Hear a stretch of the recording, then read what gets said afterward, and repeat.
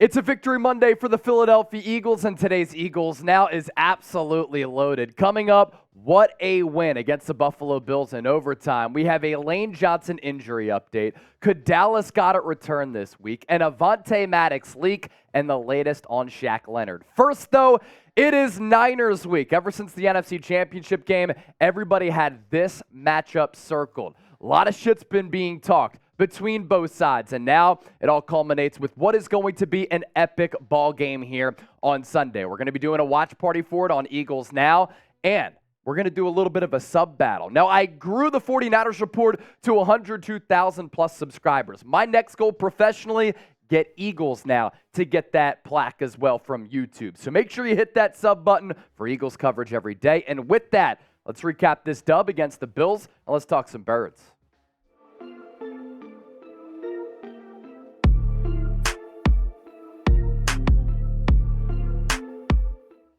We have to begin with Jalen Hurts. The Philadelphia Eagles have a special quarterback, and in my eyes, the MVP of the National Football League. Hurts on his MVP grind yesterday in that overtime comeback win that was dramatic. It was heart-throbbing. It was shocking. It was thrilling against the Buffalo Bills. 200 passing yards for Hurts, 65 rushing yards. This Eagles offense did nothing. Nada, zilch in that first half. Hurts had a quarterback rating of 7.0, yet he's able to rebound from that, 5 total touchdowns and another clutch comeback. And this is how you value an MVP in all of professional sports. And you have to start with this question. If you took that individual player away from his respective team, how would that team fare? And if you took Jalen Hurts away from the Philadelphia Eagles, ladies and gentlemen, they are not 10-1. They don't have the best record in the National Football League. They don't have the number 1 seed in the NFC. And the character, the culture, the attitude of this team is not the same, because Philadelphia has worked off of all of the entire personality traits of Nick Sirianni and Jalen Hurts, and that's part of the reason this team has so much intestinal fortitude, and they are so mentally tough and able to mount comebacks like they've done over the last 4 weeks. Jalen Hurts, by the numbers, as you take a peek at some chat stats, 8th straight win when trailing by double digits. 13 straight wins against teams with a winning record. That's what the greats of this league do. Tom Brady, Joe Montana, Peyton Manning. 7 straight wins when trailing by 10-plus points. What do you want your quarterback to do? The face of your franchise. The most highly criticized and talked about position in the United States outside of the president. You want them to play and perform their best when they're down, when trailing, in the clutch, in big spots. Bad weather like it was yesterday in South Philadelphia, and find a way to do something that Michael Jordan would do at the NBA level. Cool, calm, and collected. You win, and you make the big plays. Hurts giving Patrick Mahomes his first home loss in November, December, in the last 5 years at Arrowhead Stadium last week. Took down the Dallas Cowboys before that going into the bye. The number 1 rated Miami Dolphins back several weeks ago. And then he outduels Josh Allen in a torrential downpour. Youngest quarterback ever to start 9-1 or better in back-to-back seasons. The accolades continue. The incredible storylines continue. This run for Jalen Hurts really is unique, and it's arguably the most impressive run that we have seen from a quarterback in Eagles franchise history. And I don't want to hear from anybody that wins are not a quarterback stat. You look at the NFL MVPs over the last 5-6 years, all of them number 1 seeds.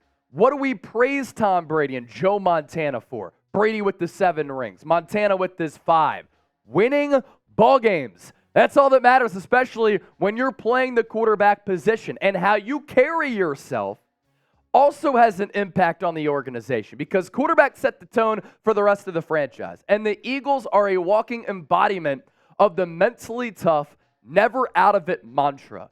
Jalen Hurts looking like a silent assassin on the sideline, just sitting on the bench waiting for his opportunity in overtime. A lot of people would piss down their leg in that type of spot. A lot of people would crater because of the nerves. But when other teammates see Jalen Hurts, the quarterback, acting like that, they believe that they can come back. They believe that they can win in overtime, regardless of what has transpired in that game. Hurts was bad, threw a pick, was charged with the fumble. How do you finish? Jalen Hurts finished in spectacular fashion. In the clutch, the last 6 drives for this Eagles offense. This is how Hurts went about it, and this is how he helped Philadelphia come back in that game. The Eagles, on their last 6 drives, 4 touchdowns, a field goal, 283 yards, 0 turnovers against what has been one of the best defenses in the NFL, and a Bills defense that came into yesterday number 2 in the NFL in sacks, and the Eagles' entire game plan had to get adjusted last minute because Jack Driscoll had to start for Lane Johnson. You don't believe me that Jalen Hurts is deserving of MVP recognition? The odds makers think so, and sometimes you got to take a look at the betting markets for some people to get convinced. The officials, they always help Philadelphia out. They want Philadelphia to do well. Jalen Hurts is the golden boy of the NFL. Look back at what happened at the Super Bowl. Eagles fans in this organization always scrutinized and criticized. They've taken down some of the most marketable teams in the NFL. Get out of here with that. MVP odds, Jalen Hurts, plus 150 ahead of Patrick Mahomes at plus 350, followed by Dak Prescott, Lamar Jackson, Tua Tagovailoa, and Brock Purdy. 14-1 odds as he gets set to head to Lincoln Financial Field on Sunday for this epic matchup. Man, I'm pumped up on this Victory Monday, and if you're with me, go Birds! If you were on the edge of your seat yesterday, I want you to hit that thumbs up icon and like the video. We had so many people tune into our watch party, 140,000 plus views. We had 12,000 people watching at one time. I was in the play-by-play Duffy, but I was also on the edge of my seat. So hit that thumbs up icon and like the video. Other highlights from the rain-soaked win in the Kelly Greens in South Philadelphia. We talk about Jalen Hurts. That is an MVP-level performance once again by the franchise quarterback. How about the play that he made to Olamide Zaccheaus? Very reminiscent of that Jalen Milroe quarterback for Alabama play against Auburn in the Iron Bowl. Buying time, drifting to your left, pointing a receiver upfield, dropping it in the bucket with perfect touch and accuracy at the back of the end zone. And Zaccheaus, a couple of big touchdowns this year on some critical third downs.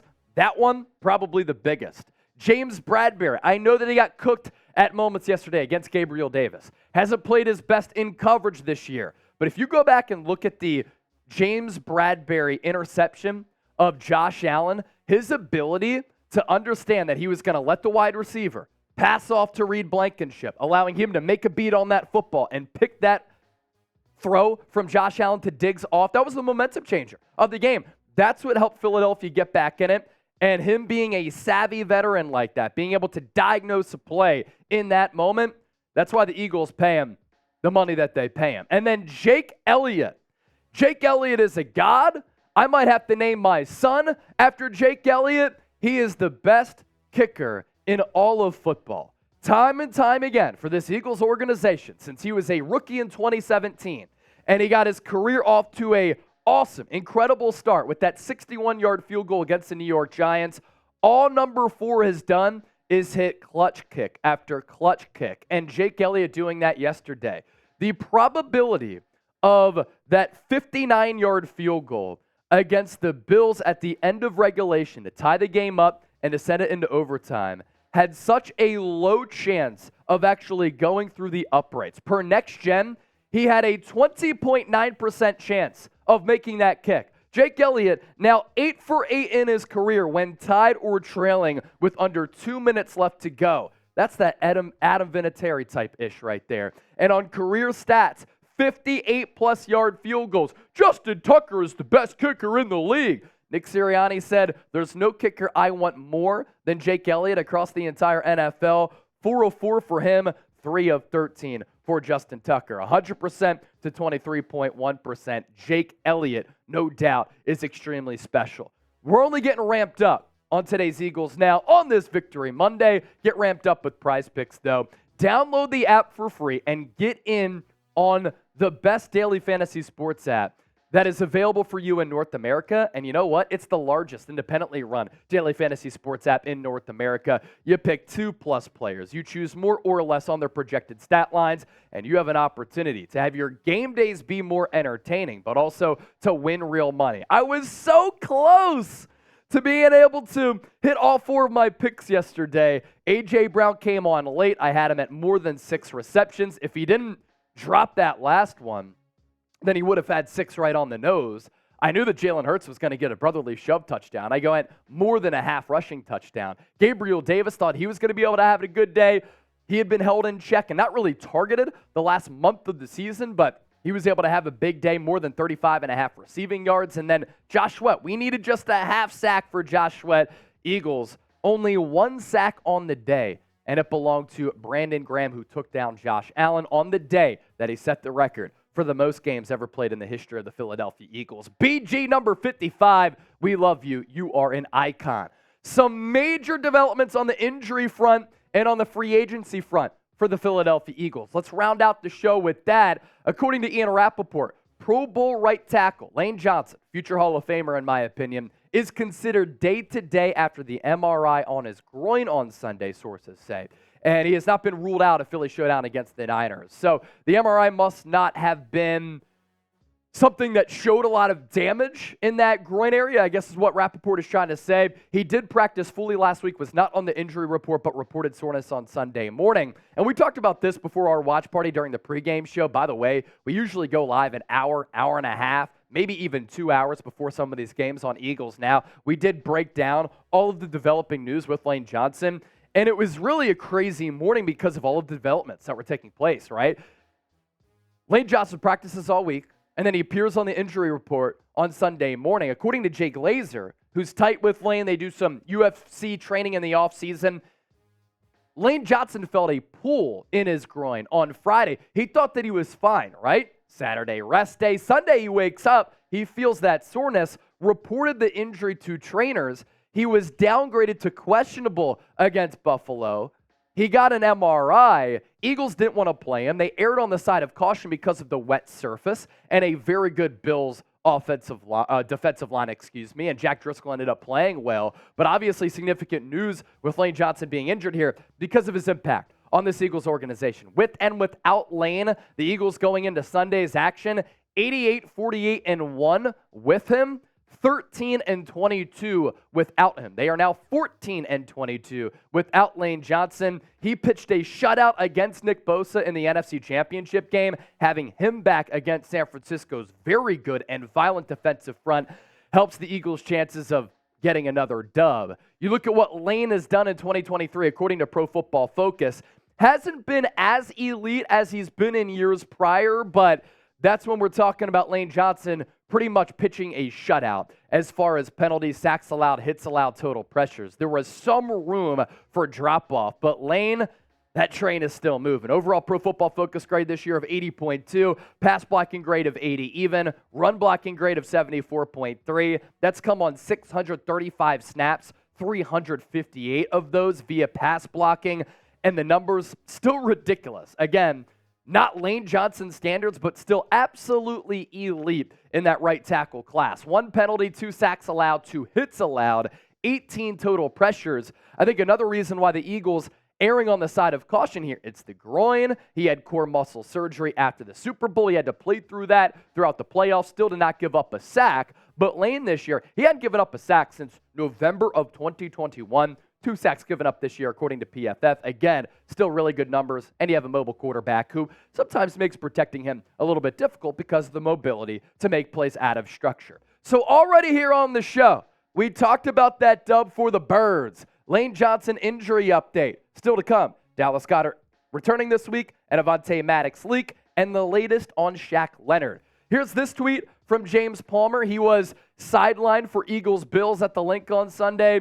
He tweeted this out this morning. It looks like Eagles tight end Dallas Goedert with that forearm fracture will push to play this weekend against the San Francisco 49ers. We'll see if that's possible as the week goes. It does seem very realistic for him to be on the field in 2 weeks against the Cowboys, I am told. Initially, forearm fracture. He suffered that injury week 9 against the Cowboys going into the bye. The Eagles did not place him on IR because they thought one of the most well-rounded tight ends in the National Football League had an opportunity to come back before the mandatory 4 games that you must miss and sit out if you do go on IR. So a chance to play against San Francisco, most likely Dallas, going to return against Dallas in the Dallas area. The Eagles through the air this year, updated receiving stats after Sunday's action. Devontae Smith has been cooking over his last 3 to 5 games when you look at the splits. We'll probably do a further breakdown on that a little bit later this week. But as the Eagles' number 2 wide receiver, and with A.J. Brown just having that historic 6-game stretch of more than 125-plus receiving yards, Smitty, after eclipsing the century mark yesterday and having an awesome game, almost getting there against Kansas City, he's up to 55 catches, 738 yards, and 5 touchdowns after a big touchdown during that comeback effort yesterday. A.J. Brown, arguably the greatest wide receiver season in the history of the Eagles, and they've had some really, really good ones over time. 73 grabs, more than 1,000 yards, 7 touchdowns. And then Dallas Goedert, even with the Eagles having success on the ground the first few weeks of the season and then through the air, finding their stride through the air and on the ground game taking a little bit of a lapse and the Eagles passing game picking up, and then him getting injured, he's still having a pretty damn good season and an opportunity to really rack on those numbers of 38 catches, 410 yards, as well as those 2 touchdowns. So to kind of recap the latest Eagles injury news with both Lane Johnson and Dallas Goedert, big news for obvious reasons, specifically Goedert and Lane against San Francisco, but against Buffalo, great defensive line. Niners, great defensive line. Cowboys, great defensive line. Seahawks, pretty solid defensive line. All of those teams coming up on the schedule for Philadelphia during this gauntlet, in which now they've started off 2-0. As for the latest on Shaq Leonard, interesting developments, interesting chatter with Shaq Leonard here. Has an official visit set with the Dallas Cowboys on Tuesday. That visit is official. But according to a report from Josina Anderson, the Eagles have increasing interest in Leonard because Zach Cunningham suffered a hamstring injury and did not return against the Bills. Here is that report from Josie. I'm told the Eagles now have increasing interest in pursuing free agent linebacker Shaq Leonard following the reported hamstring injury to linebacker Zach Cunningham Sunday, per source. Now, with Shaq Leonard, very interesting because Nakobe Dean on IR, Nicholas Morrow, Zach Cunningham, they have actually played better than what people give them credit for. Of course, they've had some lapses, but for what you're paying them and the production that you're getting, they've been damn good value signings and impact players for this Eagles defense. It helps, obviously, when you have that great, versatile, and deep Eagles defensive line. But if Cunningham is out for a little while, Christian Ellis was getting extended action yesterday. Better suited as a special teams player. Like the instincts, just lacks a little bit of athletic ability, as well as some of that speed, as we saw him get picked apart a little bit yesterday. Leonard, play declining, injuries increasing, a 3-time first-team All-Pro, though. So he has the chops, he has the resume, but with the declining numbers and with the increasing injuries, he just hasn't played a lot of football the last 2 years. 70% of the snaps here in 2023, but 12 combined games in 2023 and in 2022. That's a little bit of an issue. Started his career playing awesome football. He was racking up a ton of sacks. Last 2 years, though, those 12 games, 0 sacks, 1 pass breakup. We talked about Shaq Leonard plenty here on the show, but with him, it's an interesting idea, right? Because he has familiarity with Nick Sirianni. You bring him in on this Eagles defense. Is he able to be an impact player? He does have a lower Pro Football Focus grade than Zach Cunningham as well as Nicholas Morrow this year. That is, of course, very interesting as well. But with that familiarity with Nick Sirianni, with him having that pedigree of being a really, really great player in this league, good enough for him to become the highest paid linebacker in the history of football, can you just count on him to be competent at that second level? And then there's this with Avonte Maddox. Did the Eagles leak something with Maddox that he could possibly return this year? Nick Sirianni did say there was an outside chance that Maddox could return after he suffered that torn pec in week 2. He was seen warming up lightly and stretching with the field at the end of last week's preparation for Buffalo. Is that a sign that he's at least improving on his conditioning and potentially able to return to this team in the slot alongside Bradley Roby? You have nice little depth options there. If that is the case, if the Eagles make it deep into the playoffs, still a glimmer of hope for Avonte Maddox to come back this year for this Eagles secondary. If you're still rocking with us on today's show, give me a Go Birds in the chat. Fly, Eagles, fly. We appreciate you being here and you supporting the program. And if you want to contact me, to talk about that game against the Bills, the upcoming game against the Niners, hit me up on X at Chase_Senior, Instagram at Chase_Senior, or you can shoot me an email, chase@chatsports.com.